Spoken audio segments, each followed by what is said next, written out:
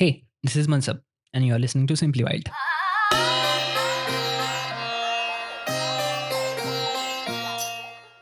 You know, I always been that guy, the one who loves a good story. I started as a writer, then became a wildlife researcher, and out there in the field seeing incredible things, I realized something.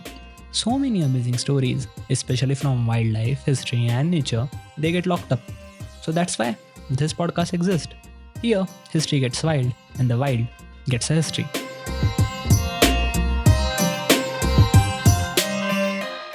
What's in the name?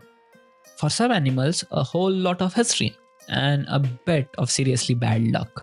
And maybe even a few laugh for us. So today we are digging into the sometimes hilarious, sometimes tragic, and always fascinating stories behind some of the wildest name in the animal kingdom.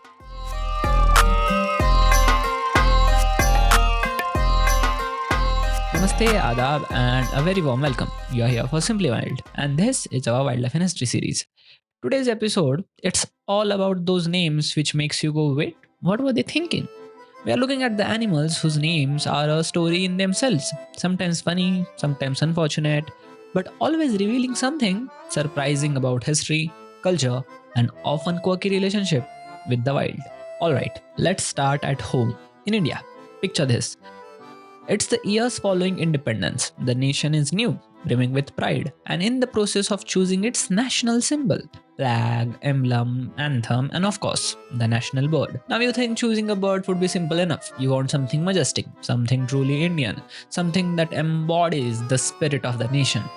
And there was a prime candidate, a magnificent creature of the grassland, a bird of considerable size and a regal bearing, the Great Indian Bustard, or the GIB.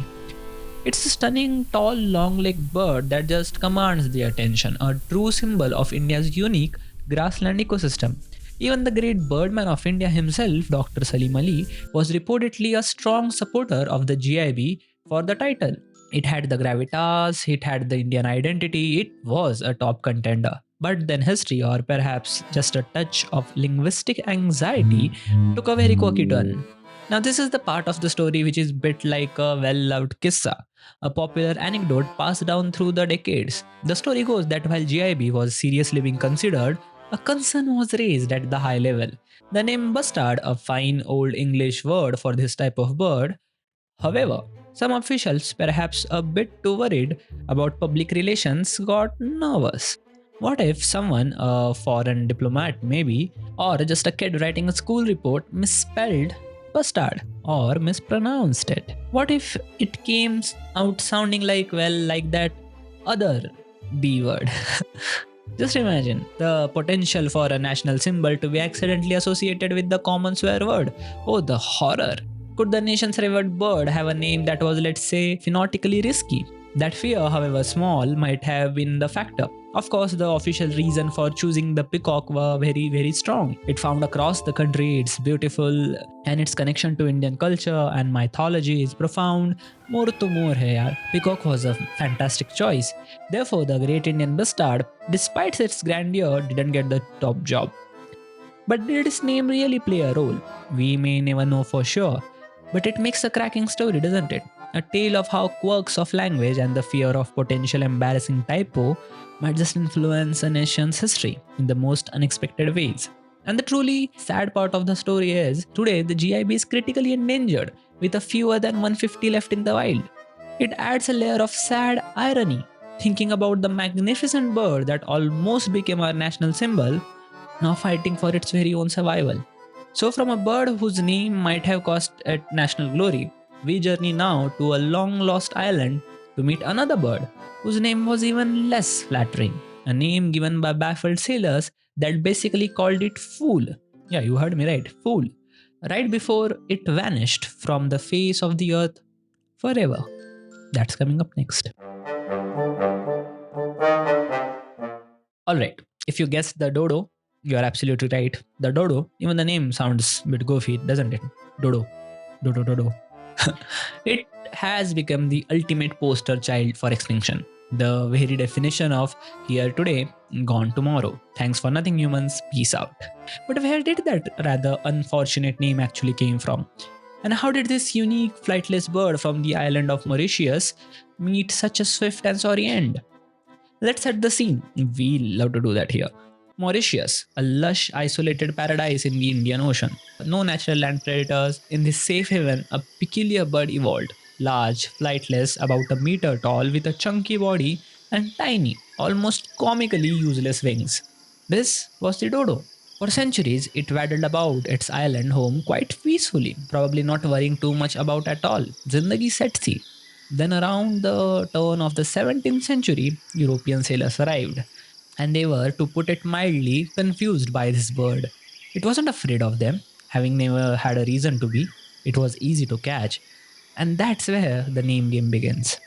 The exact origin is a bit of a historical puzzle. One popular theory is that dodo came from the Portuguese word dodo or doido, which means fool or simpleton.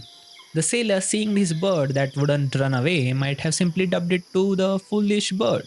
Another, slightly more colorful theory links it to the Dutch word dodars, which can be translated as patas or notars, apparently referring to the tuft of feathers on its rear. So your options are basically a fool or a fat bottomed bird. Charming, right?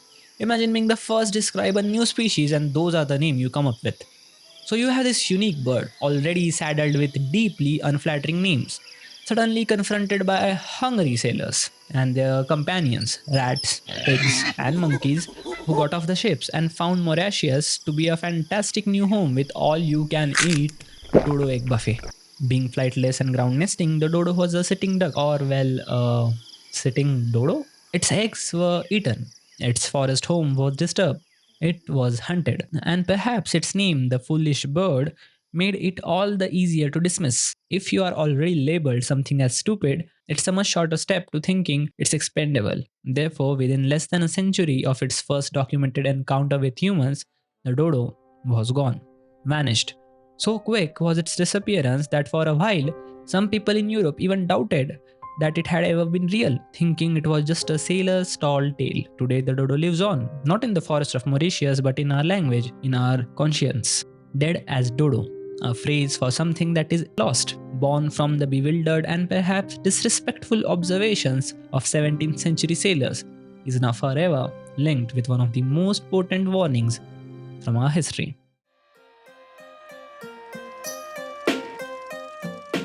And speaking of the feats decided by a hair's breadth, next time on Simply Wild, from names that kill reputations to a substance that killed millions of words. Next time we investigate a modern ecological horde unit. In 1990s, Indian vultures vanished from the skies at an alarming rate. What was the silent killer? We follow the clues in a scientific detective story with a shocking culprit.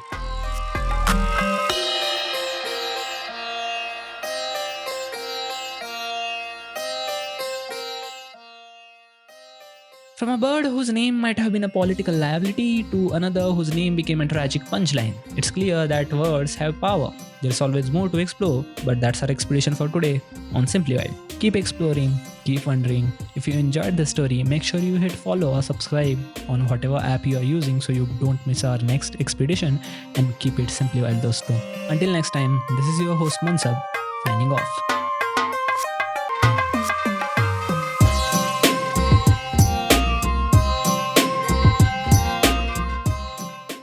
And hey, if you have a spare 30 seconds, leaving a rating or a review on a Spotify or Apple podcast is the single best way to help new listeners discover this show. It would mean world to me, and thank you for listening.